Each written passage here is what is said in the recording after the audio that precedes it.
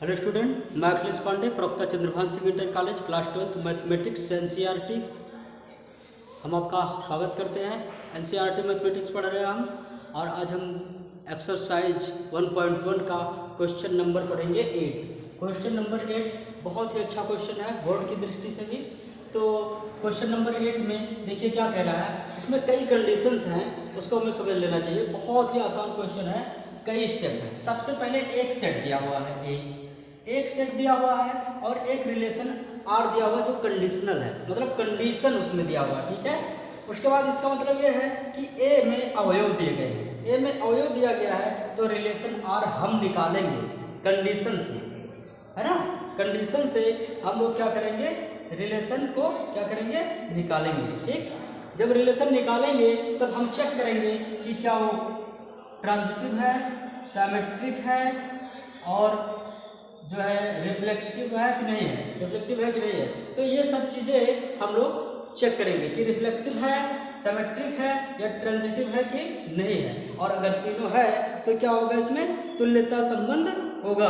और इसमें ये कह रहा है कि सिद्ध कीजिए कि तुल्यता संबंध है। इसका मतलब हमें रिफ्लेक्सिव दिखाना है, सिमेट्रिक दिखाना है, ट्रांजिटिव दिखाना है। सबसे पहला काम ये करना है। उसके बाद एक और सेट दिया हुआ है, अब उस सेट को हम भी लिख सकते हैं, और जिसमें दिया है 1 3 5 कह रहा है कि दिखाइए ये एक दूसरे से संबंधित है कि नहीं है। इसको अभी हम दिखाएंगे कि कैसे। फिर कह रहा है ये और एक रिलेशन दिया हुआ है 2,3 शायद, है ना, 2,4 कह रहा है कि बताइए। सबसे पहले कह रहा है कि इसके लिए क्या दिखाइए, रिफ्लेक्सिव, सिमेट्रिक, ट्रांजिटिव, मतलब तुल्यता संबंध, है ना, तुल्यता संबंध को दिखाइए। उसके बाद बताइए कि क्या ये एक दूसरे से संबंधित हैं, तो हाँ कह देंगे। उसके बाद फिर कह रहा और भी बताइए कि क्या ये इससे भी संबंधित है। यही इतना क्वेश्चन है और यही हमें इसमें दिखाना है। आइए देखते हैं क्वेश्चन। तो सबसे पहले जो है हमें क्या निकालना है, रिलेशन निकालना है। ए से रिलेशन निकालना है। ध्यान से सुनो, रिलेशन में जो कंडीशन दिया हुआ है ये दिया हुआ है mod of a minus b, मतलब इसी में से ए और बी का वैल्यू कोई भी मान कर रखो, और क्या माना है, सम संख्या, सम संख्या।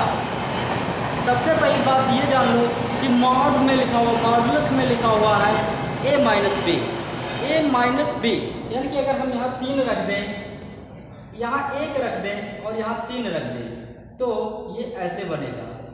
तो रिजल्ट क्या आएगा, मॉड ऑफ 1 में से 3 घटेगा -2 और इसका वैल्यू हो जाएगा पॉजिटिव में 2, यानी कि जो भी वैल्यू आएगा वो पॉजिटिव में आएगा। ठीक है, और हमें दिखाना है जो रिलेशन है उसमें क्या, सिमेट्रिक, रिफ्लेक्सिव और ट्रांजिटिव। लेकिन ध्यान से सुनो, आर सबसे पहले निकालते हैं। अब बताओ, शुरुआत से लिखो, 1 है ना, तो बताओ 1 को 1 से ज्वाइन करोगे, यानी कि यहाँ भी 1 और यहाँ भी 1 रख दोगे तो क्या आएगा, 0 आएगा। 0 और 0 1 क्या होती है, सम संख्या होती है, यानी कि 1,1 मिलेगा। फिर बताओ 1 में से 2 घटाओगे तो क्या आ गया, 1, ये सम आ जाएगा, ये नहीं होगा। 1 में से 3 घटाओगे क्या आएगा, 2 आएगा। 12th में हो, ध्यान से, 1 में से 1 घटाएंगे 0 आएगा, 0 सम संख्या है। 1 में से फिर 1 2 ले लो, 1 में से 2 गया 1, सम संख्या नहीं है। 1 में से 3 गया 2, अब समझ लो 2 आएगा, यहाँ मॉडुलस में है ना, मॉड में है तो पॉजिटिव आएगा। ठीक है, अब कहो तो रखें हमने क्या है, यहाँ से सोचो, mod of 1 on 1 minus 1 equal to 0 sum हो जाएगा। Mod of 1 minus 2 equal to 1, ये इवन नंबर नहीं है, ऑड नंबर है। ठीक है, फिर उसके बाद जो है और 1 माइनस 3 इक्वल टू 2 सम संख्या है, तो हमें वही रखना है इसमें जिससे हमें सम संख्या मिले। तो ध्यान से देखो, सम संख्या लाना है तो 1 1 हो गया, 1 2 नहीं होगा, 1 3 होगा, क्योंकि 1 में से 3 गया 2 आएगा, तो क्या होगा 1, 3। फिर 1 4 नहीं होगा, क्योंकि इसमें 1 में से 4 जाएगा तो 3 आएगा, तो 3 आएगा तो 3 क्या है, इवन नंबर नहीं है, मतलब सम संख्या नहीं है, तो 1 4 भी नहीं होगा। और 1 5, 1 में से 5 गया 4, सम संख्या है, तो 1 5 होगा। ठीक, अब देखो आगे, 1 का संबंध हो गया, अब 2 से 2 1 होगा, 2 में से 1 क्या 1 नहीं होगा, 2 2 होगा, हाँ 2, होगा, ठीक है। फिर 2, 3 होगा नहीं, 2 में से 3 गया 1 नहीं होगा, 2 में से 4 गया 2 होगा, यानी कि 2, 4 आएगा। फिर 2, 5 नहीं आएगा क्योंकि 2 में से 5 गया 3, ठीक है, ऐसा हो जाता है। फिर उसके बाद 2 का हो गया, अब 3 का निकालो, तो 3 और 1 होगा, 3, 1 होगा, क्योंकि 3 में से 1 गया कितना आएगा, 3 में से 1 निकलेगा तो 2 आएगा, सम संख्या इवन नंबर है, ठीक है। फिर 3 में से 2 नहीं होगा, 3 में से 2 1 आएगा, और 1 क्या है, ऑड नंबर है, मतलब विषम संख्या है। फिर 3, 3 होगा, 3, 3, तो 3, 3 0 सही है। 3, 4 नहीं होगा, 3 में से 4 गया 1, 3 में से 5 गया 2, तो 3, 5 होगा, ठीक है। अब 3 तक पहुंचे, अभी अब 4, तो बताओ 4, 1 होगा नहीं होगा, 4 में से गया 3, तो 4, 1 नहीं होगा, तो 4, 2 होगा कि नहीं होगा, 4, 2 होगा, 4, 2 होगा। फिर 4, 3 होगा नहीं होगा, 4 में से 3 गया 1 नहीं होगा, 4, 4 होगा बिल्कुल होगा, 4, 4 होगा। उसके बाद 4, 5 होगा नहीं होगा, 4 में से 5 गया 1 नहीं होगा।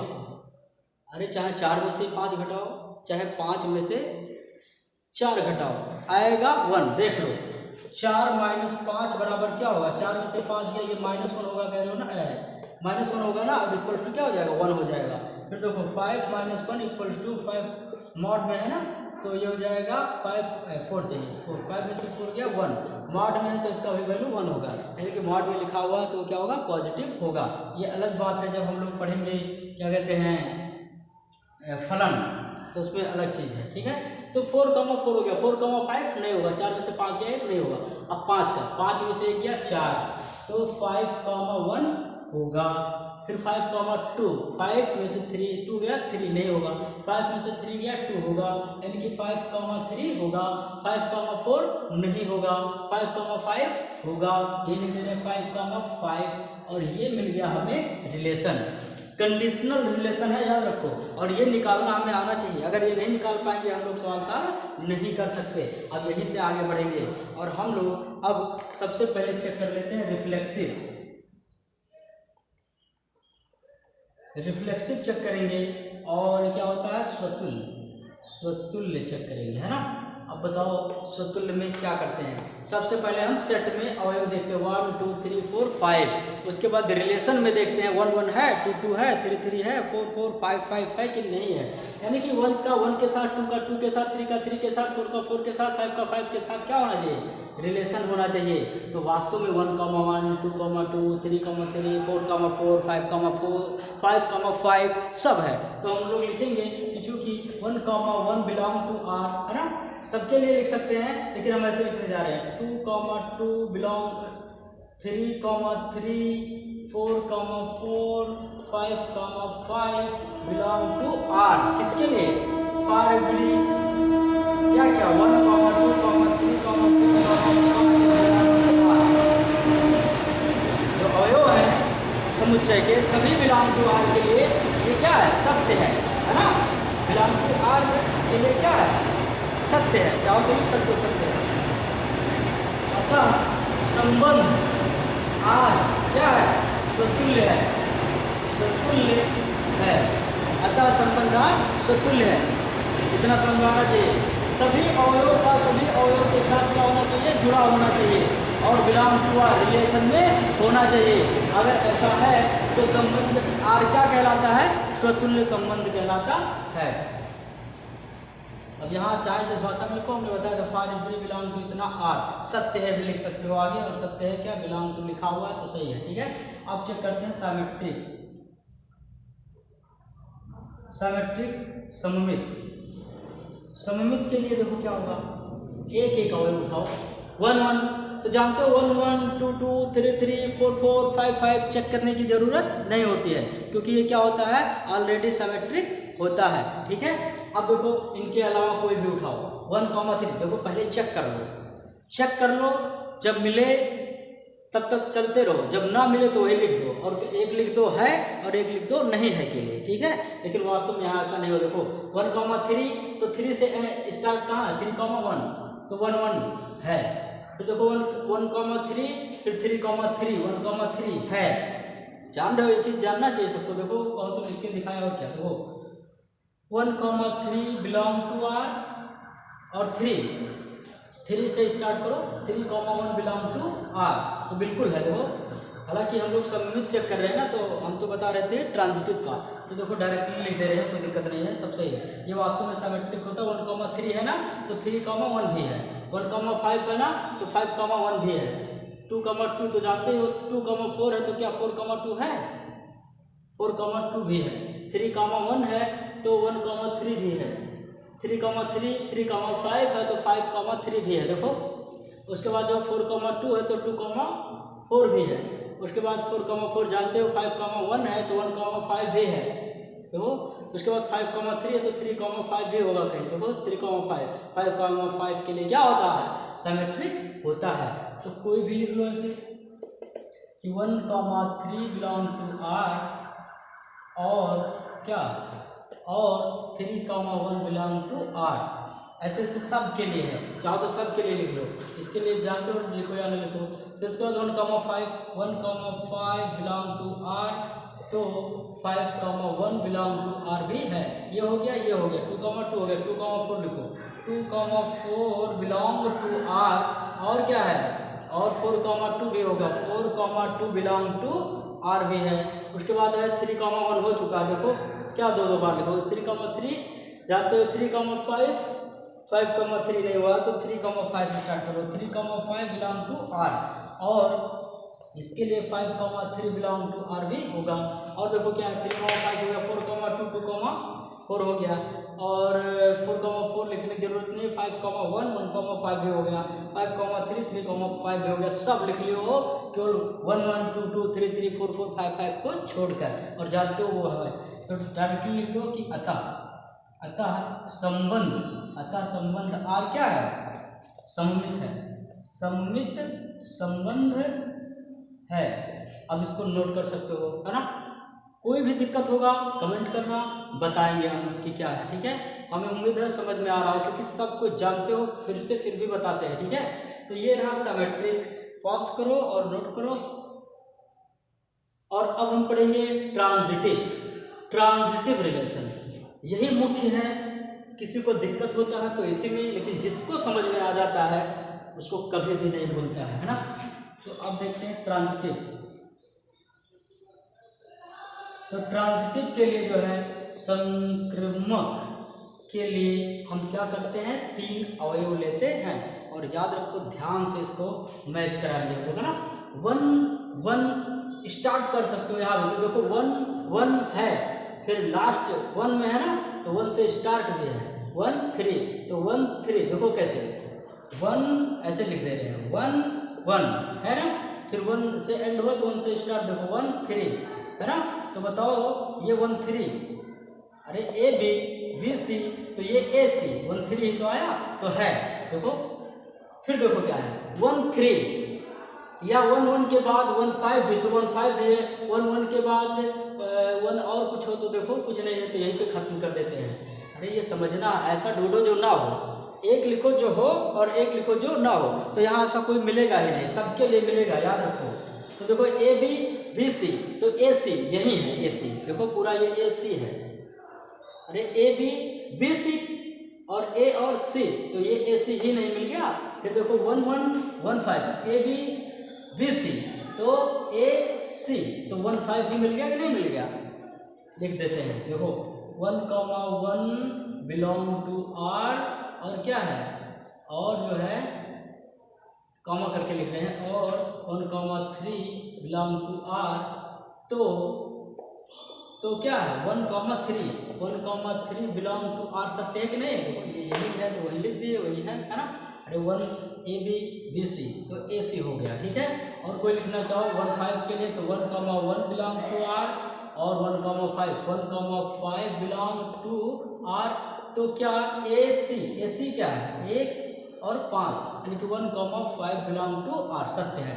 फिर देखो ये हो गया इसके साथ, ये हो गया इसके साथ, और कोई 1 से स्टार्ट है नहीं है, तो छोड़ेंगे। अब 1, 3 लिख सकते हो। 1,3 बिलोंग टू आर जो मुख्य है, 1, 3, तो 3 से स्टार्ट कहा, 3, 1, तो 3, 1 बिलोंग टू आर, तो यहाँ से मिलेगा ए सी क्या 1, 1, तो 1, 1 बिलोंग टू आर है कि नहीं। देखो ध्यान से, ए बी बी सी ऐसे तो बनाते हो, ए बी यहाँ क्या आया बी, तो स्टार्ट कहाँ से होना चाहिए बी से, तो बिल्कुल है 1 3 यानी कि 1,3 के लिए 3,1 है और यहाँ से ए सी क्या मिलेगा 1,1, तो 1,1 बिलोंग टू आर सत्य है क्योंकि देखो है आर में, ठीक। उसके बाद जो है 1,3 के लिए और भी लिख सकते हो, 1,3 के लिए 3,1 3,3 भी लिख सकते हो, 3,3 बिलोंग टू आर लिख सकते हो। तो यहाँ से ए बी बी सी, तो ए सी क्या हो जाएगा 1,3 बिलोंग टू आर सत्य है ये भी।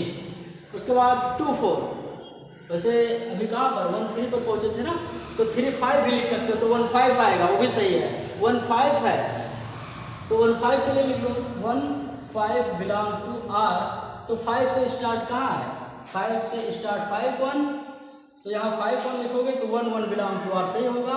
5 3 लिखोगे तो 1 3, चलो 5 3 लिख देते हैं, 5 3 बिलोंग टू आर, तो यहाँ से हमें क्या मिलेगा 1,3 बिलोंग टू आर। कोई जरूरी नहीं ये लिखो, जो चाहो लिखो, चाहो तो सबके लिए लिख लेना, ठीक है, बनाओगे तो समझ में आ जाएगा, तो बनाना जरूरी है बनाओगे तो समझ में आएगा। तो कितना लिखे हम, कोई भी लिख सकते हैं और भी, और हम डायरेक्टली हम लिख लेते हैं यहाँ पे भी। अतः संबंध आर क्या है संक्रामक संबंध है। वास्तव में ये संबंध क्या आया संक्रामक संबंध है। तो हम लोग जानते हैं कि दिए गए सेट ए के लिए, समुच्चय ए के लिए दिया गया संबंध आर क्या है, स्वतुल्य है, सममित है और क्या है संक्रामक है। तो यानी कि स्वतुल्य, सममित और संक्रामक है, अतः दिया गया संबंध क्या होगा तुल्यता संबंध होगा। तो लिख सकते हो इसके बाद कि अतः दिए गए समुच्चय ए के लिए संबंध आर एक तुल्यता संबंध है। एक पार्ट ये कंप्लीट हुआ इसका। अब सेकंड पार्ट उठाते हैं, इसको पॉज करके नोट कर सकते हो, ठीक है। अब सेकंड पार्ट उठाएंगे हम, और सेकंड पार्ट जो है बहुत ध्यान से देखना क्या कह रहा है, ठीक है। यहाँ से इसमें रिलेशन की जरूरत नहीं है, तो इसे लिखा रहने देते हैं। जो है इसमें देखो क्या रहा है, कह रहा है कि तुल्यता संबंध है, इतना कीजिए और फिर प्रमाणित कीजिए कि 1 3 5। अब सेकंड स्टेप है ना, स्टेप नंबर सेकंड जो है उसमें कह रहा है एक समुच्चय है, समुच्चय कौन सा 1, 3, 5।